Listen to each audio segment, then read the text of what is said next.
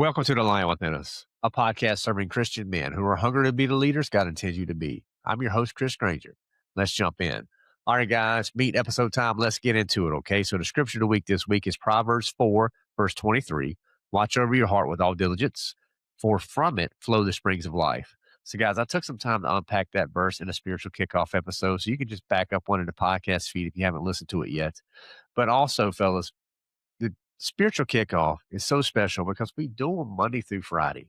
And it's just simplifying and applying God's word. That's it. And if you need some encouragement throughout the week, the Lion Within Us, we'd love to be that for you. Okay. So again, it's called a daily spiritual kickoff. Go to thelionwithin.us, start your daily SKO experience. And look, that gives you the daily SKO. If you can't make it live, don't worry about it. Those videos are posted every day for you. We're not going to post them anywhere else, but right there. And it also gives you access to our prayer request space. We have a weekly prayer call. So if you need prayer, if you have things that we can be lifting up for you, or if you just want to share them in our forum, that's all part of the daily spiritual kickoff. Okay, guys? So thelionwithin.us is where you get that. Now, for this episode, we are welcoming back Dr. Kelly Flanagan. Really enjoyed having Kelly back on in the show in 2025. He's got a new book out about being triggered, fellas, and it's such a big deal because so many guys that I talk with, including myself, struggle with the things that trigger us in life, right? So Dr. Kelly does a great job of breaking this down and hopefully going to give us some insight to recognize if we're starting to react, what's the trigger, the mechanism behind that. So hopefully you enjoy this conversation with my friend, Dr. Kelly Flanagan. Well, Kelly, welcome back to The Lion Within Us. How you been? It's good to be here, Chris. Thank you. Yeah, I've been well. How about you? Yes, doing good, doing good. We made it through through Christmas and New Year's, man. So congratulations to both of us. I know, right? Yeah, it's quite a gauntlet sometimes, but yeah, good to be in this new year and hitting the ground running. Amen to that. Well, what's life been like since we recorded together? We worked together fairly recently, but what's been the biggest changes since we connected? Oh man, biggest changes.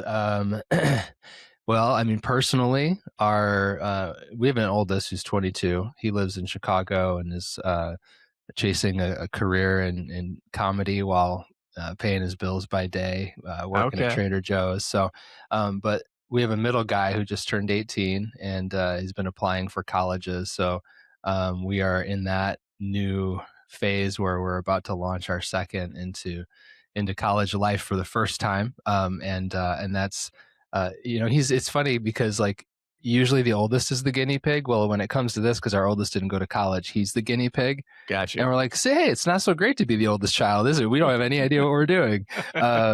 So anyhow, that's personally, I think that's sort of a big focus for our family right now. Professionally, we are launching this new book of mine that I've been really working on informally for probably 5 or 6 years and really formally for 2 or 3 years. And so it's been receiving most of my attention professionally here for the last few months, and really exciting to start to see as the message gets out there, see the way that it's actually practically impacting people's lives. It's very exciting. Oh, that's super exciting. Now, I am curious for your son. So what's he want to study? So he thinks he wants to study business. So he's applying to the business schools. We had a great conversation the other day.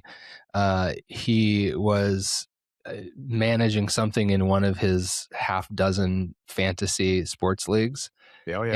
And I had this moment where I was so tempted to say the thing like, dude, why don't you spend your time doing something that's a little bit more useful or, more valuable? And it hit me that he's so passionate about all of these fantasy sports leagues and that he's really good at it too. Like he can predict things that are going to play out in terms of player trades and that sort of thing way before they happen. And it hit me. I'm like, dude, you would be an incredible general manager for an NBA basketball team. There you go. And he just stopped. He's like, oh my gosh, that would be my dream job. Yeah. And so right then and there, we started to look up like what should you do in school if you wanted to one day be the general manager of an NBA basketball team. And the good news is It's business and finance. There So you go. so he's on the right track, and who knows where it ends up. But just to sort of watch him go, oh yeah, like that would be a nice tie-in of all my skills and passions, and um, there will be another dozen moments like that in his life as he continues to clarify what he wants to do. But that was a fun one to be a part of. That sounds super awesome. We'll Yeah. definitely be praying for him as he gets started down that journey. Thank you. Thank you.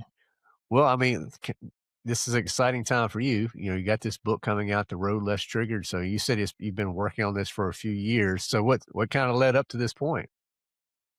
Yeah. So uh, if I had to trace this book to its origins, I mean, it's always hard to do that because every book begins way before it begins. But about a little over 5 years ago now, we were in the middle of COVID, and I was having a hard time living out what I know to be true and what I wrote about in my book Lovable, which we talked about the last time you and I got together. Um, that I am fundamentally worthy in God's eyes, that my belonging isn't in question, right? And that I'm here for a reason, a purpose that matters. Like, um, what I discovered is that like 95% of the time I could live into all that truth, and then 5% of the time I would get triggered and start to act like a maniac and not live into that truth. And it's COVID. Early on in COVID, yeah, a bunch of things blew up for me. I uh, my business partnership blew up. My friendship with my business partner blew up. Kids, they were homeschooling, and I said they were becoming zombies. It was stressful. The shutdowns threatened the business itself as well as my wife's business. There was a lot of stress, and I was getting triggered left and right by stressful situations and at my kids and at my wife. We were all locked down together. Um, well, anyway, somewhere in the middle of that, my wife convinced me finally. She's like, all the public pools are closing for the summer. We finally got to get that above ground pool we've been talking about. I was like, oh, okay, if this can restore some sanity, we'll do it. So we get the pool installed. On a Sunday morning, she goes out to the pool to fill it up for the very first time. She hangs the garden hose over the side of the pool, and she puts a rock on the garden hose to anchor it there. And the rock wasn't heavy enough. Oh, Yeah, you can see where this is going. And later that afternoon, I go out to see how much progress we've made on the pool, and the pool is dry, and our backyard is like a lake. And I got really triggered, and I just thought, like, how can I got to get out of here. Like, I'm going to say and do things that, cause harm. And so I'm like, I'm just going to blow off steam on a bike ride. So I hop on my bike. Cycling 35 miles per hour on asphalt when you're angry and not really paying attention isn't the smartest thing to do. I went over the sure. handlebars of my bike, broke my left collarbone in 2 places. That collarbone never properly healed. It's called a fibrous tissue non-union fracture. Like, basically, I've got 2 hinges in that collarbone, where Wow. before I didn't have any. And I got to the end of that year, and because of what a long recovery that was, a painful recovery, like, I got real out of shape. And so I'm sitting there on New Year's Eve, and I'm like, I gotta get my body in shape, right? Like, this, my New Year's resolution is gonna have to be something with fitness and diet. And I'm literally thinking through like different fitness plans for the year when I come across a quote. And the quote is from a guy named Michael Singer. Uh, and the quote is, do not let anything in life be important enough that you're willing to close your heart over it. And like, that quote hit me harder than that asphalt road hit me. Like, oh man, like, my physical heart isn't in as bad a shape as my emotional heart, right?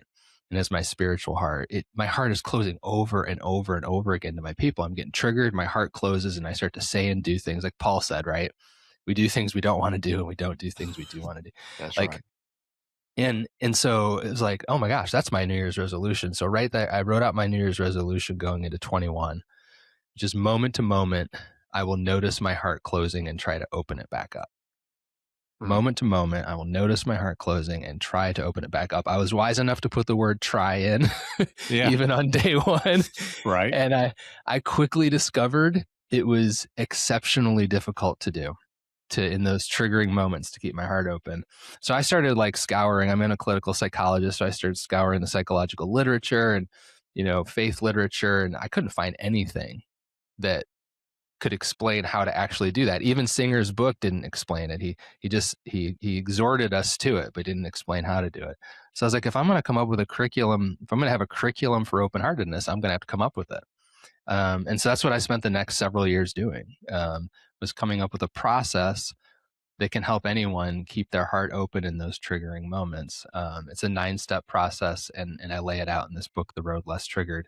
Um, and it's not the road not triggered, right? Right. Right. We're not aiming for some sort of unrealistic perfection, but it's the road less triggered. It's recognizing that the ceiling on how together we can be with our people is how triggered we get with our people, and removing that ceiling as much as we can so we can grow closer and closer together with each other. Mm. I'm really curious from your standpoint. I mean, you spent so much time researching this because I think I read that I'm right in this, that conflict doesn't break down between people, but within Mm, people. that's right. You said that. So what's happening? Yes. Like help me understand what's Yeah. happening inside me when Chris Yeah. flies off the handle, which my wife would say never happens, but what happens in that moment when we get triggered? Oh man. So yes, that concept that communication doesn't break down between people but within people is an essential component of the book. You know, I'm a clinical psychologist. My specialty at Penn State when I got my doctorate was in communication and conflict resolution, right? I entered into the world to train people how to use communication tools to grow closer. But early on in my professional career, I realized that a couple of things. I realized the communication tools were helping a little, but only a little bit. And that was for two reasons. Number one, most of the people I was working with already had excellent communication skills. They were doctors and attorneys and teachers and business owners and stay-at-home parents of busy households. Like they communicated well, but there was these moments, right, where all of a sudden they'd quit using their communication tools. Um, and so the question for me became like, what's happening in these moments when we close our communication toolbox, right when we need it the most. And that's another way of saying that's part of what's happening in that moment is we all have an inherent innate connective capacity, but we shut down and we close off and we lose access to our connective skills, our communication skills in these moments where we get triggered. So a number of things are happening in that moment. Number one, your nervous system is firing up. Um, your nervous system is telling you that you are in danger, existential mortal danger, and you need to protect yourself. So you're switching from connection mode into protection mode. Um, and what's interesting is that we're trying to communicate and we're trying to like solve problems with our people and we're trying to be together, but we're in protection mode while we're doing it. And that has worked literally 0 times in the history of humanity. If you're in protection mode, you're not going to be able to connect. So our nervous system is flipping into protection mode. Our we in the road less triggered, I lay out that there are basically 9 core defensive urges that we have in that moment. So we're starting to react rather than respond and we're reacting with our preferred defensive urges. We're going to get defensive in one way or another, whether, and I often say defensiveness can look like silence or violence, right? It can be angry and aggressive, or it can be quiet and withdrawn.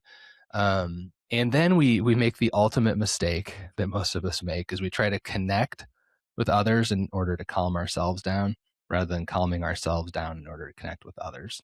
And so the Mm. process really starts with beginning to take ownership of how essential it is to make sure that we've regulated our nervous system before we try to relate with our people. Mm. Mm. Okay. But that protection mode, almost sounds like that's our natural default. That's the state that we just go Yes. to out the gate. I mean, maybe that's just God's design to some degree, right? It is absolutely, I mean, thank you for saying that. It is absolutely God's design. In fact, in the book, I talk about how if we don't have that capacity, we're not here, right? We don't survive to this point. Like it's that reaction which is responsible for us surviving the tiger on the Serengeti, Right. right? Or like you better have if you're walking through a dark parking garage at night and you hear these footsteps coming up behind you real quickly in the dark, you better have that reaction, That's right. right? Right. Your heart better close. Hmm. um, the interesting thing, though, is that that God gave us a nervous system to keep us alive, right? Essentially. Um, and so what's interesting, and I enjoy this moment oftentimes in working with a couple, where say wife says, this is the classic example, wife says, you left the toilet seat up again, right? And husband gets triggered. His nervous system fires off. And he says, it's never good enough for you, and so on and so, like, it's never going to Right. be enough. You always pick, and to your point, we've been given a nervous system, but our nervous system theoretically is only supposed to activate if we are in mortal danger, right? And so it's often a very powerful moment when I'm working with couples for like a husband in this case to realize, oh wait, all she did was say that the toilet seat was left up again, and I started to act like I was about to be eaten by a tiger on the Serengeti. these these responses are not proportionate to the offense, right? And so to start to slow down around that moment and ask the question of, wow, yeah, why is my nervous system acting like I'm in mortal danger? When if I really slow down, calm it down, and take a look around, I'm actually relatively safe. Right. Right. Love it. Love it. Well, guys, we're going to take our first break with Dr. Kelly. We'll be right back. Let's just say it out loud. Marriage is one of the greatest gifts that God can give a man, and one of the most consistent places where we can feel unsure of what we're doing. Even the strongest marriages have moments where you look at your wife and you think, you know what? I love you. I'm so committed to you. But right now, I have no idea what I should do next. And that's why we launched something new inside the Lion Within Us community. It's our very first support group, and it's for husbands. And we're calling it Committed and Occasionally Confused. This isn't just a place for men in crisis. Though if you're there, hey, you're welcome. This is for any man who refuses to coast and wants to take his marriage from good to great. So inside, you'll find an active chat and a feed, honest conversations, and brotherhood that says, you're not alone. We've been there. Let's bring this to God and grow. And we're also doing a monthly couples night where your wife is invited because we're not letting the world set the agenda for our homes. Now, if you want access to this support group, it's very simple. Go to thelionwithin.us and join the Lion's Den. Okay, that's thelionwithin.us. Start your 30-day free trial of the Lion's Den community, and boom, you have instant access to the committed and occasionally confused support group. We'll see you inside the den.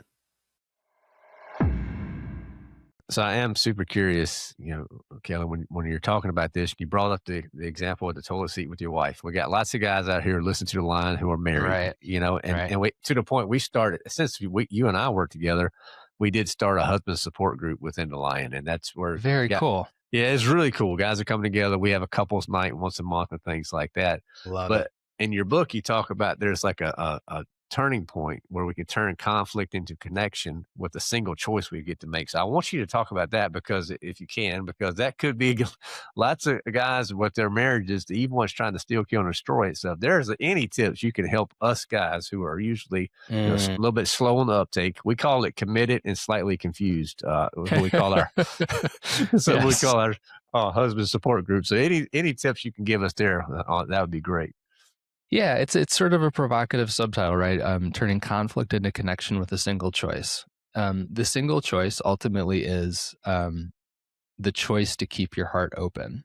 And the real shock to me 5 years ago, 4 years ago, 3 years ago, as I'm learning this, is that what it feels like when someone does A, B, and C, your heart automatically closes. And if they would Hmm. just do X, Y, and Z, then your heart would automatically open, Right. right? But the reality is, we actually have a window of choice where we are choosing to allow our hearts to close or we're choosing to allow our hearts to open. This was first sort of brought home to me. I was co-facilitating a couples retreat, and the co-facilitator asked the couples to turn their chairs so they were facing each other and knees touching, eyes locked. And she said, "Okay, on the count of three, do exactly what I say. One, two, three. Close your hearts to each other." And then she just read them a long list of reasons to go into protection mode, right? Like all the times you've been hurt, and they're trying, and then she let him sit in that for a little bit, and she goes, one, two, three, open your hearts to each other. And then she gave him a long list of reasons to go into protection mode, right? Like all the wonderful reasons they got married in the first place, and all the things that wouldn't be possible without the other person, and so on.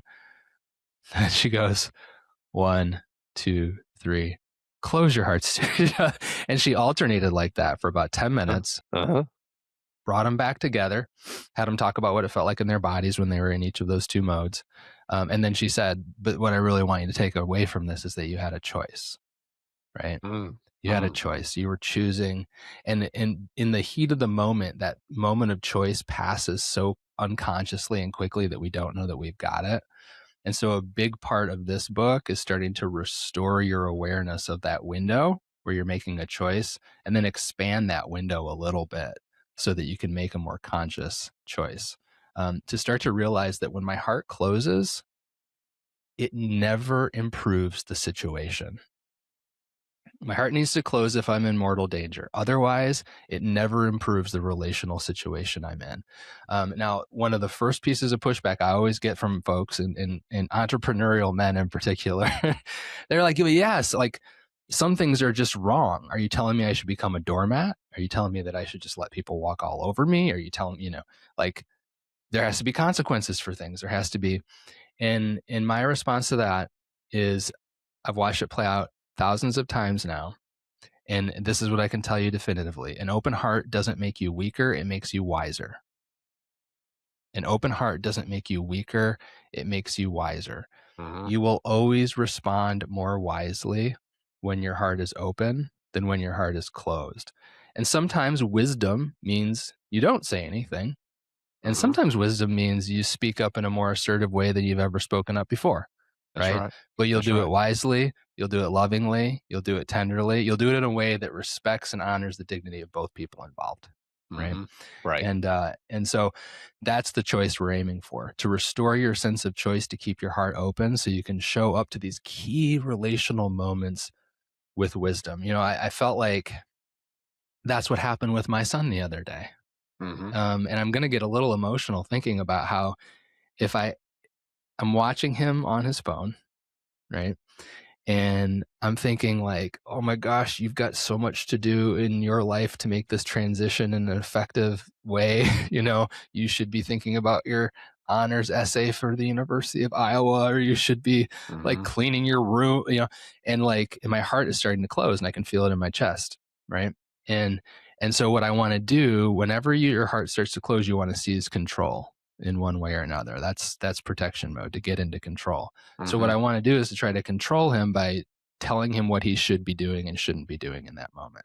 Right. Instead, I open my heart up, and what do I notice?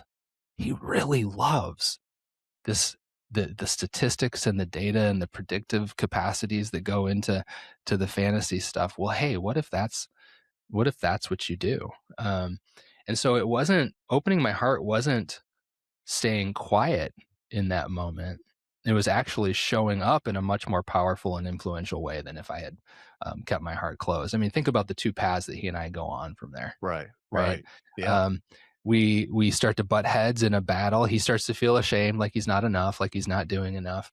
I start to be controlling and doing that dad thing, and he thinks I can't wait to get the heck out of this house because dad is always controlling me and telling me what to do. Versus now we're sort of partnering and envisioning and collaborating around what his future could look like. So my encouragement to guys out there is this phrase, opening your heart. It might sound soft, it might sound easy, it might sound passive. It's exactly the opposite of all those things. I mean, that was gonna be my question because for guys, when you say opening your heart, I mean, that's I'm not sure if that's if some guys, there's probably not real clear at all. Like, okay, what is this? Yeah. What's he telling me here? But Yep. I mean, for me, I guess I guess personally, it's like when I just put a wall up. Yep. Because you said you either lash out or you kind of just pull back. I typically pull back. You know, I Yes. try not to lash out as much as I used to. My younger days, Exactly. I lash out Exactly. a lot more. But with I found like the more birthdays I have, the calmer I get, and then I just pull back. And I don't know if that's what you see with guys or not, but Well, we talk about creating. Yes, I can relate to that myself. It believe it or not, it helps every time the T level drops another 1% every year. right, It makes it a little bit easier to not react. right, Um, but um, but what you're doing, so that moment of disengagement, it can serve a lot of functions, but let's say it can serve one of two. If it's serving a protective function, then what it might be doing is trying to punish the other person with silence. It could be like a pause in which you go away and you continue to do shadow box in your head. Think about all the things you want to say, but you're not going to. Your heart can actually continue to close more in that silence, or you can go away in order to open your heart and explore the possibility of whether or not you stay silent or whether or not you re-engage the interaction from a different perspective, right? So the disengagement can be an active endeavor. I um I had an afternoon early on in this journey for me where I was really proud of how I was showing up as a husband and a father, and how I was really pouring into the family and not letting work sort of obsess me. And I was really proud of myself. And I was sitting at the kitchen counter one night as my wife was making dinner, and I said, "Hey, can I ask you a question about my upcoming book launch?" This was the last book, and she goes, "Do you ever stop working?" And boom, like felt my heart close. Like, wait a second, I should be getting recognized for what a great job I'm doing, not criticized. And I told her, I said, "Hey, I'm triggered. My heart's closing. I'm gonna go take a couple breaths in the other room and come back when I can open up my heart and show up as wisely as possible." Right? hmm Took me 48 hours that time. I thought I'd be back before the green beans were done. It took me 48 hours to relax and get my heart open. But during that time, I texted her a couple times. Said, still not punishing you. This isn't this silence. This is an active silence. I'm working to get my heart open so I can engage with what you said. And so yes, that is. I want to be clear about that. That we want to be less aggressively reactive, but then we also want to be intentional about our disengagement and how we're using that time. hmm And I think for guys, I think the way this will really land when I say opening your heart is it has to do with the concept of control versus connection. Um, I was on my own coaching call. She's spiritual director, so spiritual direction call. And this was 2 years ago when I was trying to get my son to fall in love with the University of Illinois, so he would go there, my alma mater, and I could go, relive my glory days with him a little bit. And I was taking him to a big tailgate weekend, and he wanted nothing to do with it. Wanted nothing to do with it. And I was so angry at him, and that he was being ungrateful. I'd invested a lot of money in making this happen, and we were hours from leaving, and he just didn't even want to go.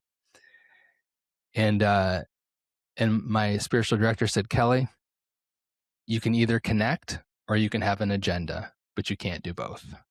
Mm. And I said, "Say more about that."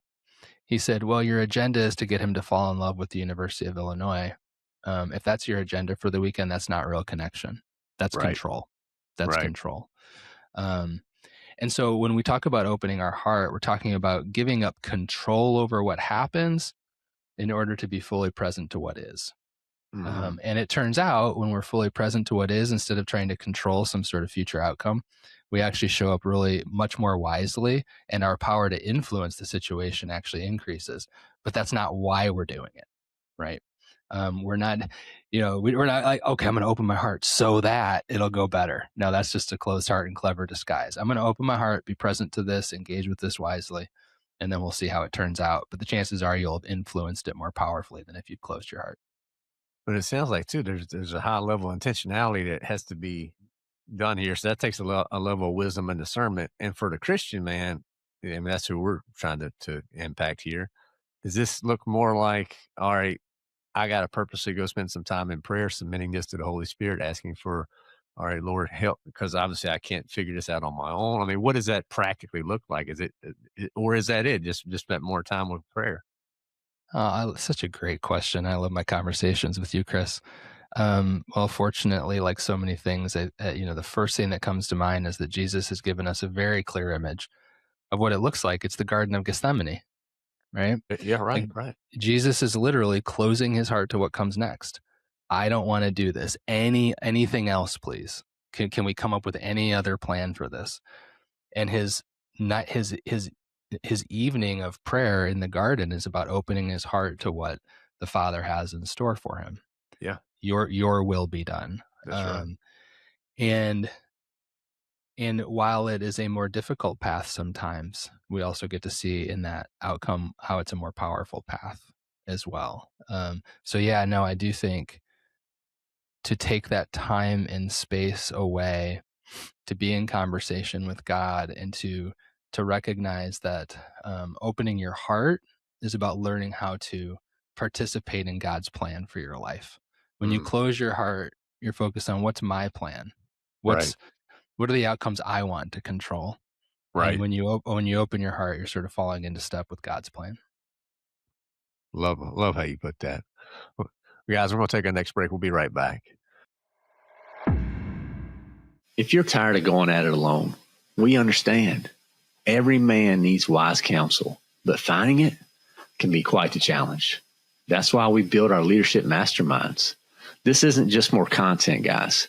It's real discipleship with a consistent rhythm, small cohorts of no more than 7 guys, honest hot seat sessions, and biblical counsel that turns good intentions into action. You'll get accountability, clarity, and a circle of brothers who will challenge you and cheer you on. We open up new options regularly, so there's room to find the right fit. It's not always easy, but it is worth it. The first step is simple. Take the Leadership Mastermind assessment. No pressure, no hype, just thoughtful questions to help you see where you are, where God is leading you, and whether this is a good option for your next step.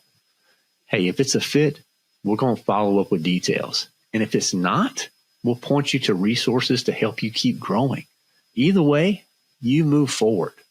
So if you're ready to take the assessment, head over to thelionwithin.us/mastermind. So that's thelionwithin.us/mastermind to get moving today. So, Dr. Kelly, one thing I'm very curious on your insight on is we got a lot of guys that are coming to the Lion. God's been doing a great thing with us over the last couple months, really. It's been incredible. But I hear more and more guys that I'm talking with, they're coming with loneliness. They're feeling Mm, isolated. And I'm just curious, where is that tie of loneliness? How does that start, raising its head with conflict in our life? Like, is that are they coupled together somehow? I'm just curious your take on that. oh wow, that's such a great question. So, um, so far in our conversation today, Chris, we focused mostly on part one of the process, which is get calm. Part two of the process is get free, and then part three is get connected. Um, Right. and again, that this process, which I call the peaceful pivot process, it's a bit of a reversal of our natural instincts, which is to get connected first.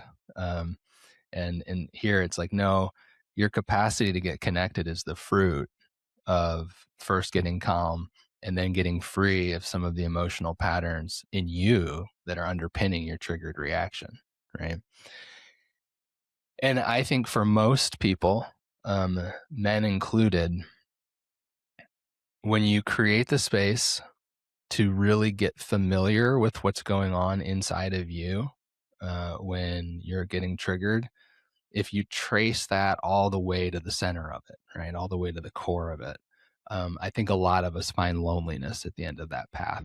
Yeah. Um, that our triggered moments are our reactive ways of trying to manage, prevent, mitigate against loneliness. And this is, I always tell married couples this. I said, see, your problem isn't that you feel lonely in your marriage. Your problem is that you think your marriage is responsible for your loneliness. Um, but what really happens is, as children, uh, I call it the sort of ordinary trauma at Mhm. the center of at the beginning of every human life is this discovery as a child that, oh, we're all separate, Mhm. and what you want differs with what I want, and sometimes you don't want to be with me when I want to be with you, and sometimes you can't be with me when I Right. want to be with you. You know, children are so wired for connection and closeness and unity that it Mhm. is a real shock as a child to encounter the reality of separateness and the feeling of loneliness that comes with it. I call that the ordinary trauma of every life. And what happens then is, for most children around the age of 6, they develop the cognitive capacity to go, this loneliness thing doesn't feel very good, and I want to Mhm. fix it. Mhm. I don't want to feel lonely anymore. And some children have an internal locus of control, and they try to start to solve their loneliness by fixing themselves. And then some kids have an external locus of control, and they start trying to solve their loneliness by fixing other people. But either way, most of, you know, what I call most of what we call personality is Mhm. really our attempt to solve our early childhood loneliness.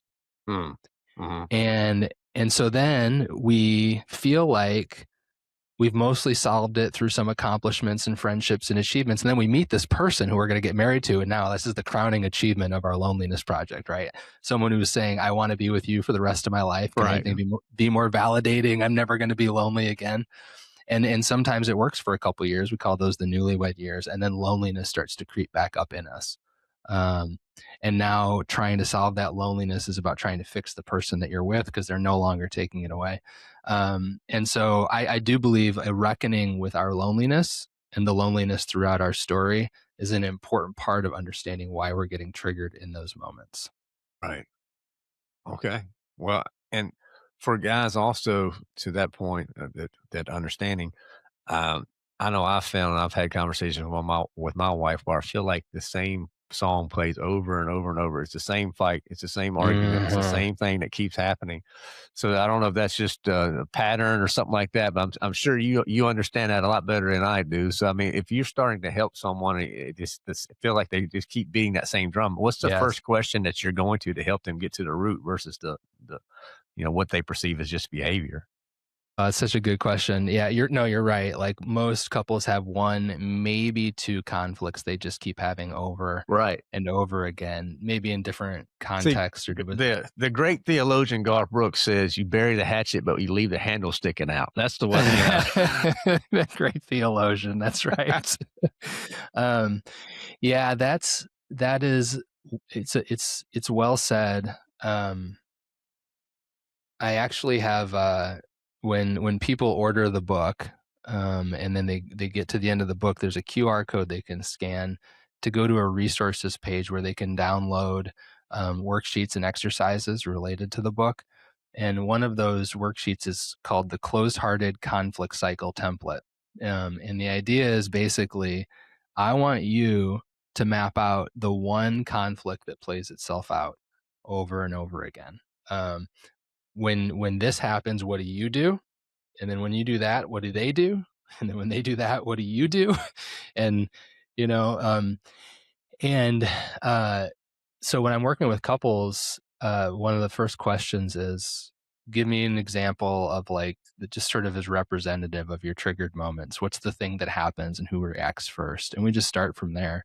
What I've learned as a couples therapist and couples coach is 95% of what I was talking with couples about was a total waste of time for years.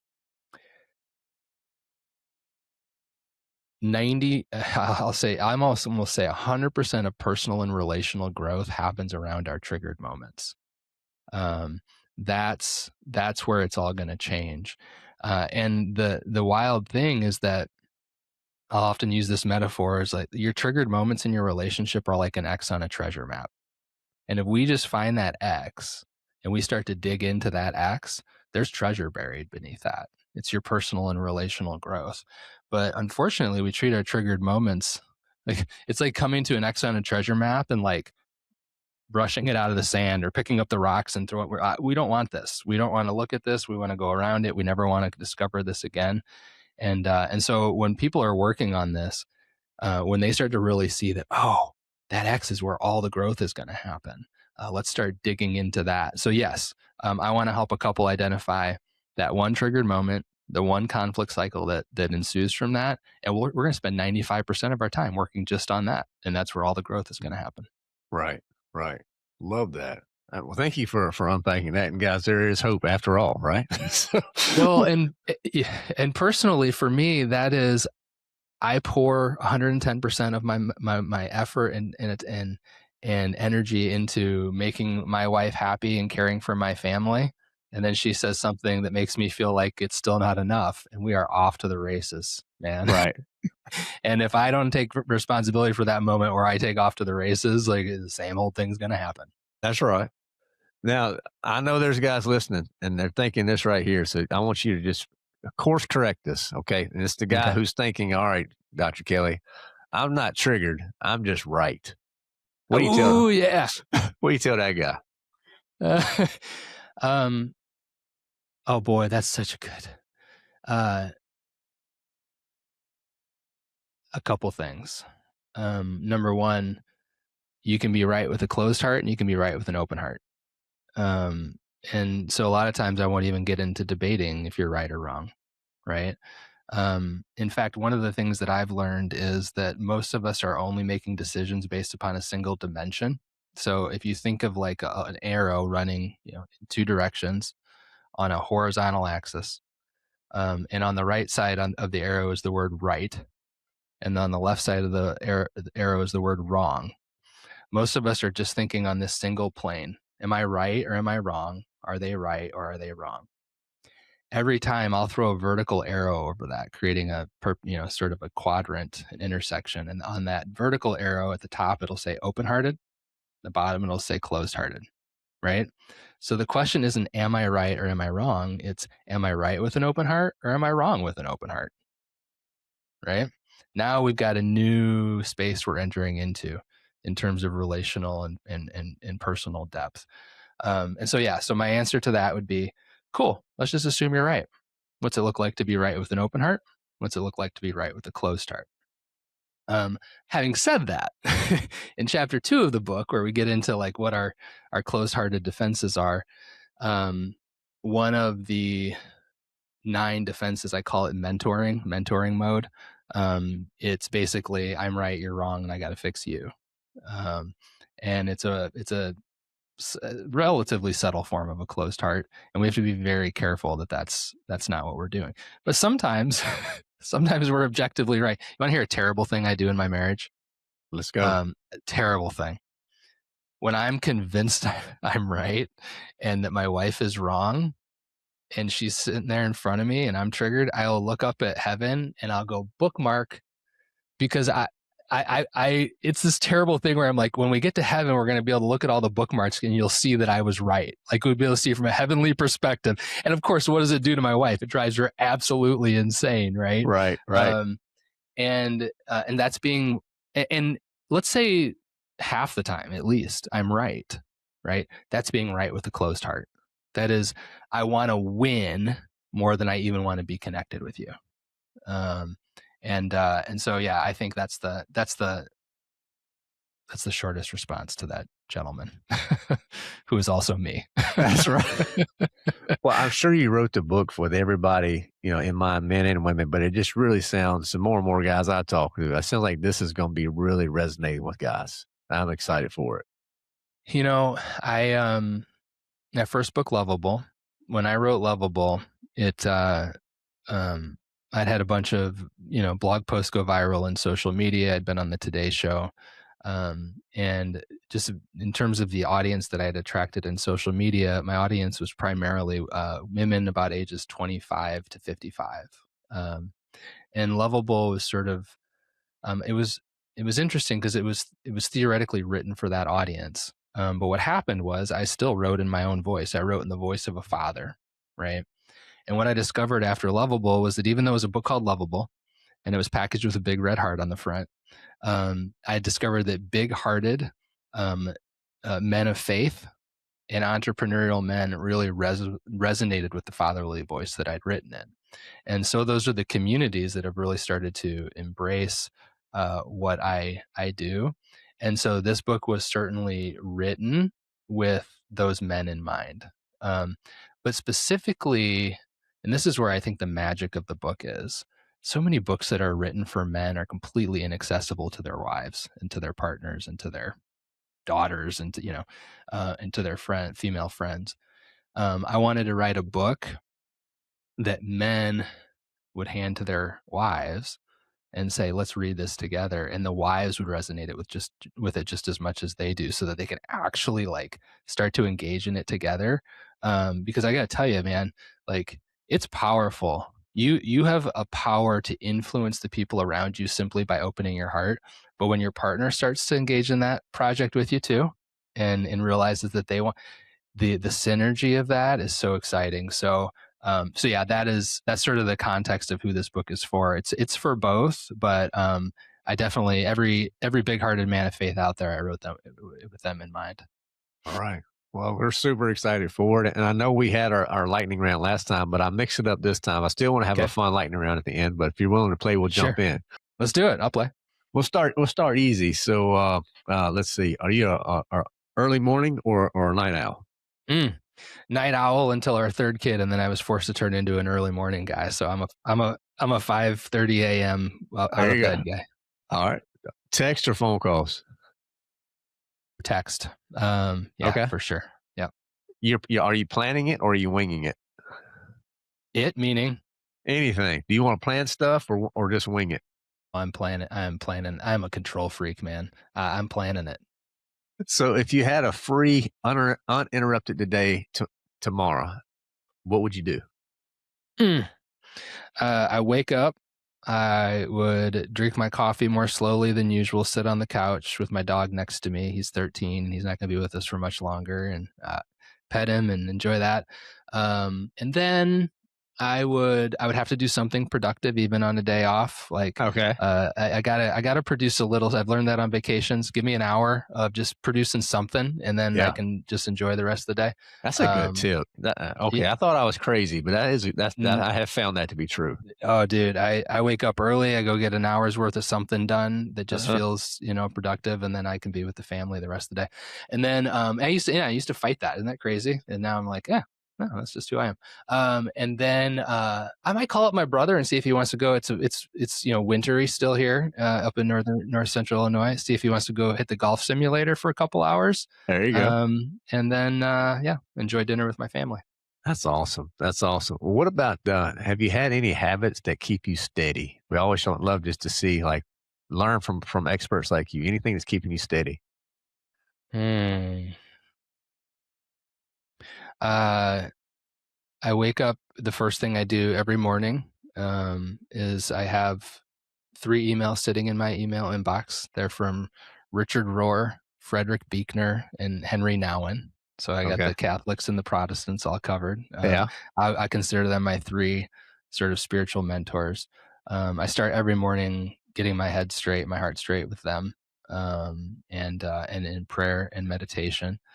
So that's important. When I'm tempted to rush through that, I have to be careful because something's up. And then I mean, for me, exercise is a really important piece of the routine. Family dinners are non-negotiables, and yeah, there's the rhythm of my day. You just heard Yeah. it. I love it. I Yeah. love it.